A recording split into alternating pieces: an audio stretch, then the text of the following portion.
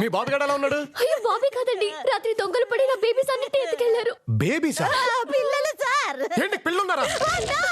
పిల్లలంటే పిల్లలు కాదు సార్, కుక్క పిల్లలు. 22 కుక్క పిల్లలు మిస్సింగ్. కుక్కల చోరీనా? ఇదెవరో కావాలనే చేశారు, టార్గెట్ చేసి ఒక పర్పస్ తో చేశారు. పర్పస్ తోనే చేస్తారు సాన్వి, ఊరికనే ఎవడు చేస్తాడు? మార్కెట్ ఉంది కాబట్టి చేశారు. మార్కెట్ ఏంటి? నీకు తెల్దా? ఈ మధ్య కొరియన్లు సెకండ్లు మాటలు మానేసి కుక్కల మీద పడ్డారట. మమ్మీ, కొంపతీసి మీ బేబీలు ఎక్స్పోర్ట్ చేసేస్తున్నారో ఏంటో.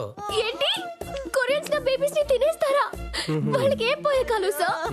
నాకు కొరియా అంటే ఇష్టం, ఎప్పటి నుండో సియోల్ వెళ్ళాలని కోరిక. కొరియన్ సినిమాలు కూడా చూస్తాను. Sir sir, open Gangam style, open Gangam style song అంటే నా బేబీస్ కి చాలా ఇష్టం సార్. మొన్న ఇక్కడ కొరియన్ ఫుడ్ ఫెస్టివల్ కి వెళ్ళొచ్చు, షెఫ్లతో కూడా మాట్లాడాం. ఏమ్మా ఆ వెదవులు అప్పుడు బాగానే ఉన్నారండి, ఈ లోపల వాళ్ళకి ఏం పోయే కాలం వచ్చింది సార్. మరి పోయే కాలం వచ్చుద్దిగా. నాకు తెలిసి ఈ పాటికి కొరియా షిప్పింగ్ అయిపోయి ఉంటుంది కూడా. చెప్పిగా కొరియా చాలా దూరం ఉంటుంది కదా సార్. కొరియా ఎక్కడుంది అనుకున్నారు? వైజాగ్ నుండి బోట్ వేసుకుని నార్త్ వెళ్తే నార్త్ కొరియా, సౌత్ వెళ్తే సౌత్ కొరియా. అయితే నేను బోట్ వేసుకుని ఇటు వెళ్ళాలా అటు వెళ్ళాలా? మీరు ఎందుకు వెళ్తారంటే నేను చచ్చిపోయాను అనుకున్నారా? మీ బేబీస్ నా బేబీస్ కావా? ఇదిగో మళ్ళీ మన మాట ఎవరిది? మా మమ్మీ. నమస్తే సార్.